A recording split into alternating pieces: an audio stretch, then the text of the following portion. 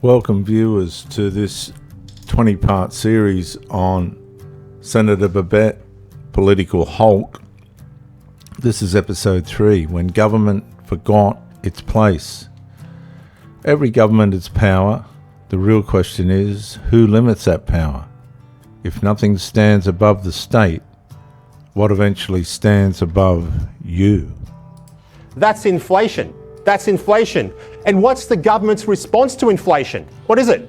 Oh, well, you know what? Let's expand the state. Let's make it bigger. How is that an answer? That's not an answer. Now, our Prime Minister, a man that I know very well, he promised before he was elected, he promised, you put me in, I'm going to give you higher living standards. That's what he promised. Instead, what's happened? We've endured interest rate pain, housing stress, and a government that's more interested in photo ops than national renewal. That's what we've gotten. More interested in photo ops than national renewal. We've got a treasurer, Mr. Jim Chalmers, who responds to economic crises by writing academic essays about reimagining capitalism. He actually did that. Let me unpack that. Reimagining capitalism. What is that? It's just a fancy way of saying more socialism. That's what he's saying. Socialism fails every time, everywhere it's ever been tried. It leaves behind a couple of things. Centralized power in the hands of government and their favorite lackeys, and economic ruin. That's what it does. Now, the public service, okay, it's become an authoritarian machine. That's what it is. And think about this for a second. The larger it grows, the further its tentacles reach into every corner of your private life. Your private life. You can't dig a hole. You can't cut down a tree. You can't build a shed in your own backyard without begging for permission, getting a permit from some nameless bureaucrat for what you do in your backyard. Okay? These nameless bureaucrats who haven't even run a small business. They haven't ever turned a profit in anything in their lives. Ever. You know what? We flipped the script on human freedom. That's what we've done. The foundational ideas of the West, limited government, restrained state power, independent courts, individual liberty, were birthed by a Christian understanding of the world. They were birthed by that. When he said, render unto Caesar the things that are Caesar's, and unto God the things that are God, he did not merely split church and state. Not just that.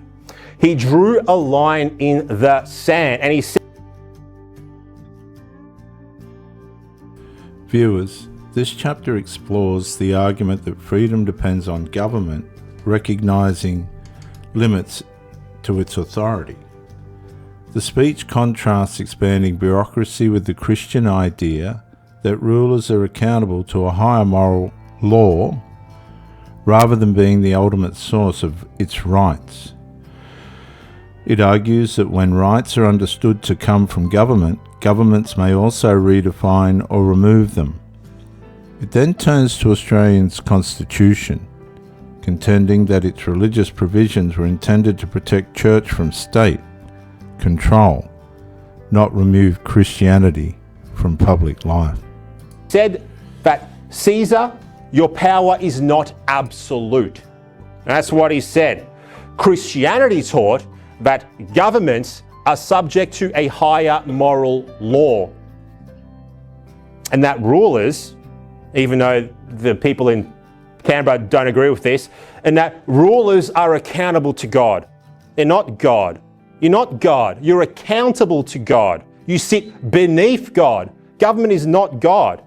Now, if you remove the higher authority, if you declare that God is dead, and if you make the state the supreme source of rights, what do?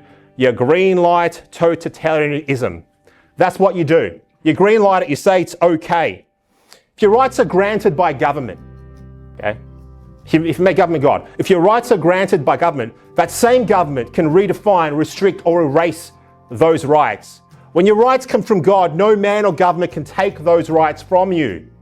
They can't. And I'm harping on about it, I get it, but it's very true. And me as someone who's in Canberra all the time, I see it. I see how these people think. They don't think like you. A big mistake is, when you're going about your daily life, you may think that the people who lord over us are just like you. They're not.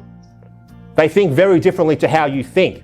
Now, the radicals, and there are these radicals, they'll often point to our Constitution, Section 116, and they'll say Section 116 proves that Australia is a secular country, it's a non-religious nation, blah, blah, blah, blah, blah. I'll read it to you. Section 116 says, the Commonwealth shall not make any law for establishing any religion or for imposing any religious observance or for prohibiting the free exercise of any religion.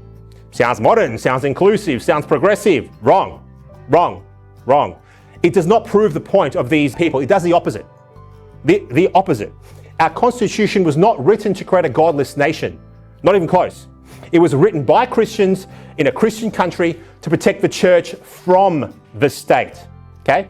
That is why it also begins with these words, humbly relying on the blessing of Almighty God. That's the first few words of our Constitution. That is not an accident.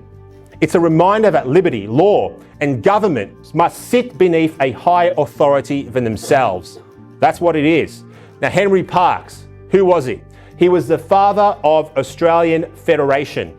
He said, we are preeminently a Christian people, and that our laws, jurisprudence, and constitution are based upon and interwoven with our Christian belief. Okay? So Section 116, it was designed to stop the Commonwealth from establishing a state church or interfering with the free exercise of religion. It was not designed to erase Christianity from public life, nor abolish the church or silence its influence. Yet these activist judges, okay, these radical politicians, these bureaucrats, these academics, these cultural vandals, they are cultural vandals, have twisted it into something it was never meant to be. Not once. They want Australians to believe. They want us. Viewers, power is safest when it answers to something greater than itself, because every nation must eventually decide whether government serves the people or the people serve the government.